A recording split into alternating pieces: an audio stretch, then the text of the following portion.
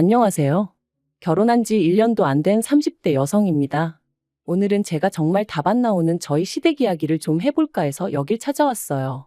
솔직히 어디 가서 자랑할 이야기도 아니고 제 얼굴에 침 뱉기 같아서 말하기도 뭐한데 그렇다고 안 하자니 그건 그거대로 또 답답하더라고요. 그러니 두서가 없더라도 가볍게 들어주시면 감사하겠습니다. 남편하고는 재수학원에서 알게 된 사이예요. 남편 말로는 수능을 망쳐서 재수를 한다고 했고 저는 기왕 한 거 조금 더 욕심 좀 내볼까 하는 마음에 재수를 시작했었죠. 다만 저는 원래 시쳇말로 인생은 독고다이라는 생각으로 아무하고도 교류하지 않고 공부에만 몰두하려고 했는데 학원에서는 그게 무조건 좋은 건 아니다 하면서 임의로 조를 짜주더라고요. 친구를 사귀라는 게 아니라 서로 경쟁 의식도 느껴가며 동시에 의지도 해가며 그렇게 공부하라고. 그래야 지치지 않고 버틸 수 있다면서 말이죠. 그래서 얼떨결에 남편은 물론이고 다른 몇몇 친구들과 얼굴 트고 지내게 되었어요. 하지만 눈 깜짝할 사이에 1년이 흐르고 각자 대학에 진학하게 되면서 이후로는 다시 사이가 소원해졌네요. 연락이 완전히 끊어진 건 아니었지만 아주 가끔 안부나 묻는 정도로 말이죠. 그러다 남편과 다시 만나게 된 건 같이 공부하던 친구의 결혼식에서였어요. 여담이지만 그 친구는 워낙에 낯을 많이 가려서 부를 친구가 거의 없다고 했고 그러면서 저희더러 사람 살리는 셈치고 제발 와달라고 사정을 했었거든요. 아무튼 그래서 어쨌든 축하할 일이니까 좋은 마음으로 참석했는데 거기서 남편이 먼저 저를 알아보고 인사를 해왔습니다. 그리고 그게 계기가 되어 얼마 후에는 본격적으로 연애를 하게 되었죠. 남편은 대학을 졸업하고 이후로 워킹홀리데이도 다녀왔지만 취업이 쉽지 않았다고 했어요. 그래서 결국 3년의 공부 끝에 9급 공무원에 합격했다고요.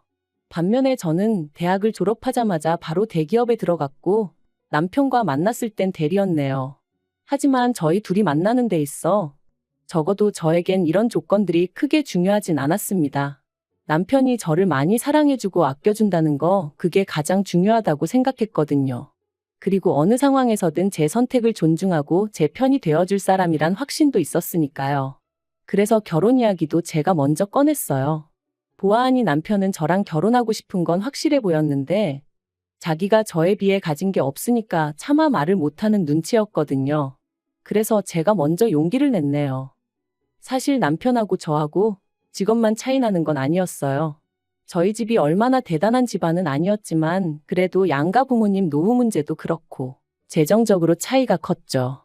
그런데 이 부분도 솔직히 저는 크게 문제될 거라고 생각하지 않았던 게 저희 친정에서는 이미 남편 쪽 사정을 어느 정도 알고 계셨고 그럼에도 불구하고 제가 남편과 결혼하고 싶다 했을 때 네가 좋으면 우리도 좋다는 말씀으로 허락을 해주셨었거든요. 그리고 그런 허락을 미리 받았기에 저도 조금은 홀가분한 마음으로 남편에게 결혼 이야기를 꺼낼 수 있었던 거고요. 그런데 상견례 자리에서 그렇게 황당한 이야기가 오가게 될 줄은 솔직히 꿈에도 상상하지 못했네요. 남편 집안이 보수적이고 남성 중심적이라는 건 진작에 알고 있었어요. 다만 남편은 그런 가정 환경에도 불구하고 꽉 막힌 사람은 아니었기에 그런 집안 분위기 때문에 신우가 고생을 많이 했다는 걸 잘 알고 있더라고요. 그리고 아닌 게 아니라 남편과 결혼 이야기가 오가면서 처음 시댁에 인사를 드리러 갔을 때 아버님 말씀 한마디 한마디에 잔뜩 긴장해 있는 신우와 그런 신우는 나 몰라라 하시고 오로지 아버님과 남편을 챙기시는 어머님을 보면서 남편 말이 무슨 이야기인지 확실히 알 수 있었어요. 반면에 저희 집은 시부모님하고 비교하면 일단 연세도 젊으시고 두 분 다 사회생활을 오래 하셨다 보니 마인드가 열려 있으셨거든요. 그래서 아닌 게 아니라 상견례 자리가 은근히 걱정이 되었는데 아니나 다를까 시부모님께서 저희 부모님이 무슨 딸 가진 부모니까 쩔쩔매기라도 하실 거라 생각하셨던 걸까요? 처음부터 말도 안 되는 말씀만 늘어놓으셨거든요. 일단 시작은 제 직장 생활이었어요. 아버님께서는 당신은 며느리에게 기대하는 거 바라는 거 하나 없다. 그저 건강한 손자를 낳아서 걔 하나 잘 키워주면 그걸로 족하다 하시더니 그러니 애를 가지면 직장은 그만뒀으면 좋겠다 하셨습니다. 그리고 그런 이야기를 듣고 저희 친정 부모님께서 가만히 계실 리 없었죠. 저희 친정아버지께서 바로 그렇게는 안 된다고 딱 자르셨거든요. 저를 가르키시며 저희 딸, 남부럽지 않게 가르칠 만큼 가르쳤고 부족함 없이 키웠는데 본인이 원한다면 모를까 그런 게 아니라면 회사를 관두고 애를 키워라? 그건 안 될 말이다. 그리고 대개 아드님 월급이 저희 딸 월급의 반도 안 되는 건 아시면서 하시는 소리냐? 돈이 없으면 애는 어떻게 키우냐? 솔직히 틀린 말이 하나 없었네요. 게다가 친정아버지께서 저희 남편더러 자네 생각도 그렇냐 물으셨는데 남편이 아주 손사래를 치면서 절대 아니라고 자기는 제가 계속 하고 싶은 일 하면서 살았으면 좋겠다고 그러는 거예요. 아이 문제도 저희 둘이 상의해서 알아서 결정할 거라면서요. 그러니까 아버님이 얼굴이 벌겋게 달아오르셔서는 남편을 노려보시더니 이내 더는 별말을 못하시고 일단 뭐 그런 건 그때 상황 봐서 다시 얘기하자며 꼬리를 내리시대요. 하지만 그게 다가 아니었습니다. 상견례 당시 남편은 보증금 5천만 원짜리 오피스텔에서 전세로 살고 있었고 저는 친정부모님과 같이 살고 있었거든요. 그리고 친정부모님은 하나뿐인 딸이 시작부터 고생하는 건 보고 싶지 않다 하시며 시부모님께 먼저 저희 신혼집을 당신들이 해주시겠다 하셨습니다. 시댁을 무시하는 의도는 결코 없었고 오히려 부담을 덜어드리고자 좋은 뜻으로 하신 말씀이셨어요. 명의도 남편과 저 공동명의로 해주시겠다 하셨고요. 그리고 이번만큼은 시부모님께서 저희 친정부모님의 제안을 무척이나 마음에 들어 하셨습니다. 겉으로는 그렇게 해주신다 하면 굳이 거절하진 않겠다 하시며 태연한 척 하셨지만 입이 말 그대로 귀에 걸려 있었거든요. 그런데 뒤이어 저희 친정어머니께서 대신 예단이나 예물 같은 쓸데없는 허례허식은 생략하자고 하자 시부모님의 안색이 싹 달라지대요. 특히나 어머님도 아닌 아버님께서 아무리 그래도 어떻게 예단을 생략하냐, 그건 경우가 아니라고 아주 강경하게 말씀하셨죠. 그리고는 덧붙이시길 그럴 것 같으면 집을 해오지 말랍니다. 남편이 살던 오피스텔에서 신혼살림을 시작하라고 그 대신 제가 해와야 하는 예단이나 혼수는 제대로 해오라면서 말해요.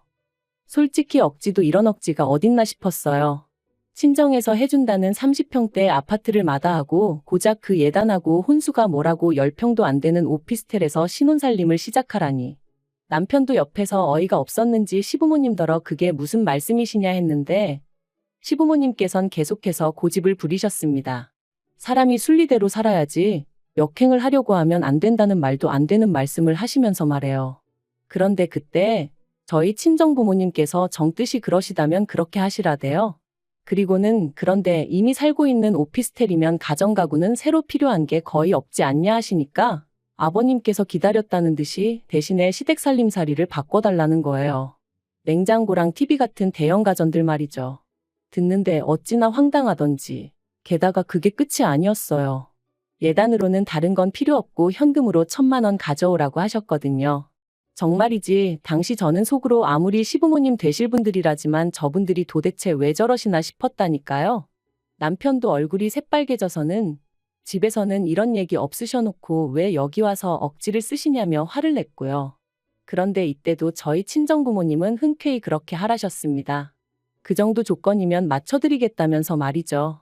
그러니까 시부모님도 더는 뭐 별 말씀 없으셨고 그렇게 상견례도 마무리가 되었습니다. 그리고 저희는 그렇게 부부의 연을 맺었어요. 시부모님이 바라시는 대로 남편 오피스텔에 신혼살림을 차렸고요.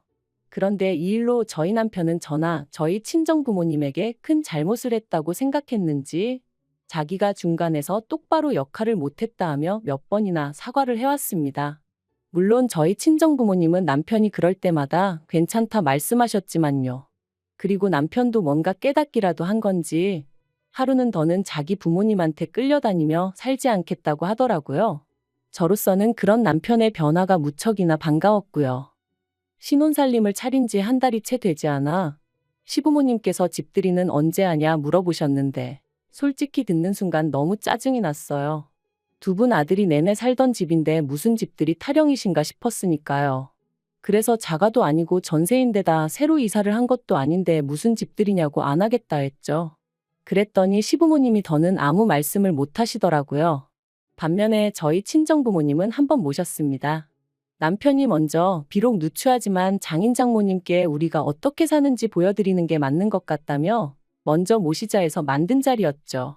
그리고 그렇게 집을 찾은 친정부모님께서 혼자 살다 둘이 살려니 많이 좁진 않은지 불편한 건 없는지 이런저런 질문을 하셨는데 남편이 고개를 못 들더라고요. 괜히 고생시키는 것 같아 미안하다, 죄송스럽다 하면서 말해요. 그런데 그때 친정부모님께서 남편에게 제안 하나를 하셨습니다.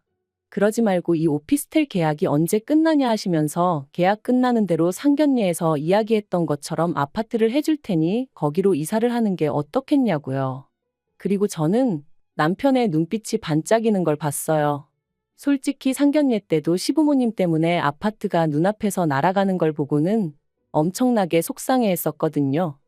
남편은 저희 부모님의 제안을 받아들였고 전세 만기까지는 3달밖에 남지 않은 상황이었습니다. 남편은 신이 나서 이사 준비를 시작했고 하는 말이 전세 보증금 5천 돌려받으면 시댁에 해드린 혼수 비용은 돌려주겠다고 하더라고요. 그리고 남은 돈으로는 저희 부모님이 해주시는 아파트에 들어갈 혼수를 하자대요.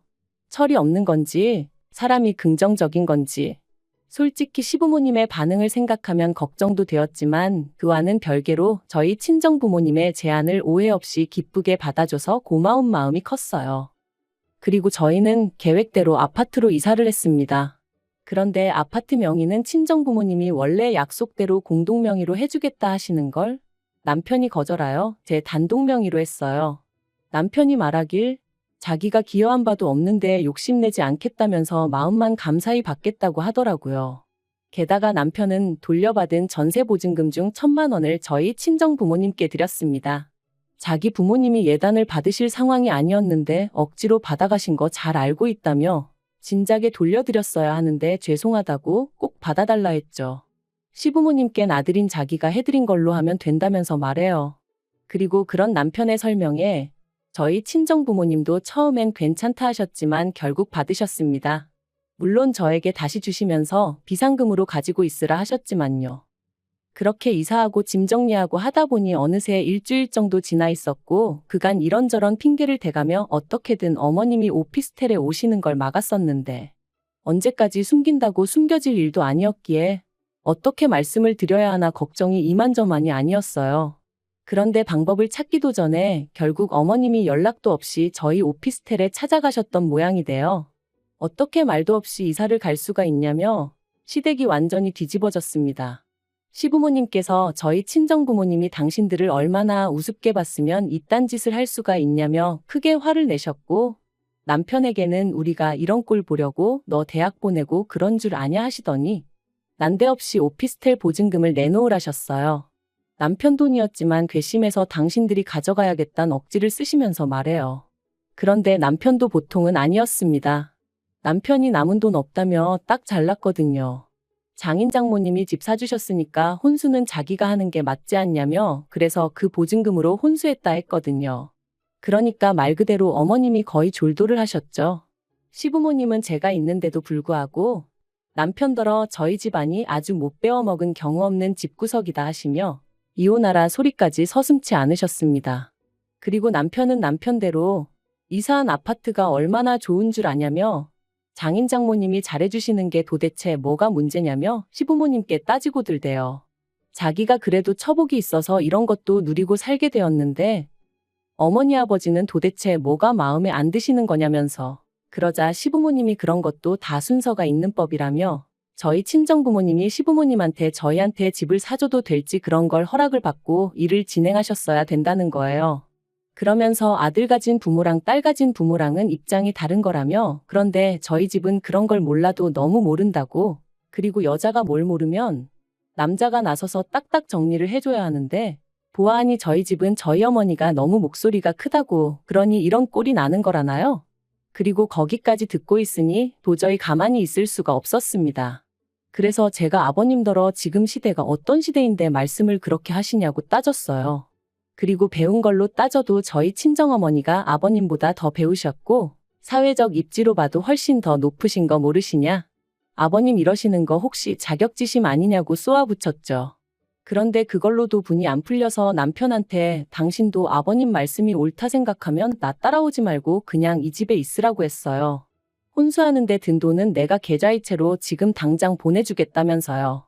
그랬더니 남편이 말 그대로 넌더리를 치며 무슨 소리냐고 자기는 저랑 가겠답니다.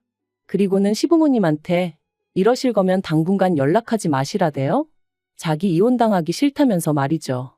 그러니까 어머님이 아버님한테 우리 아들 뺏겼다며 어떡하냐 하소연하시고, 아버님은 아버님대로 저랑 남편 가만 안 두겠다고 욕을 퍼부으시고, 정말이지 난리도 그런 난리가 없었답니다. 그리고 그날 이후로 지금까지 시부모님하고는 왕래가 없어요. 시부모님이 일방적으로 연락을 해오시긴 하시지만 여전히 그 억지스러운 태도를 고수하고 계신 탓에 대화가 통하지 않는 상황이죠.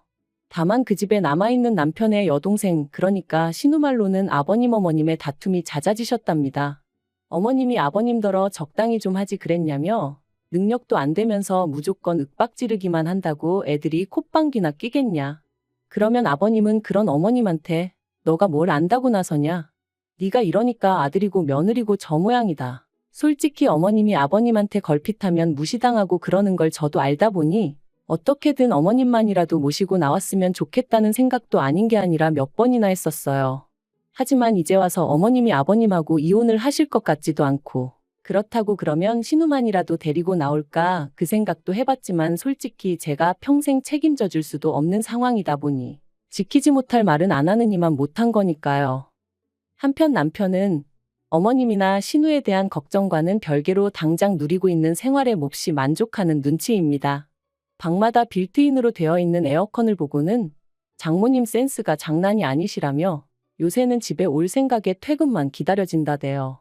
전에 살던 오피스텔하고 비교하면 천국이 따로 없다면서 말이죠. 그리고 남편이 저희 친정부모님이 해주신 것들에 고마워하는 모습을 보는 것만으로도 솔직히 저도 너무 행복하고 친정부모님께 감사한 마음뿐입니다.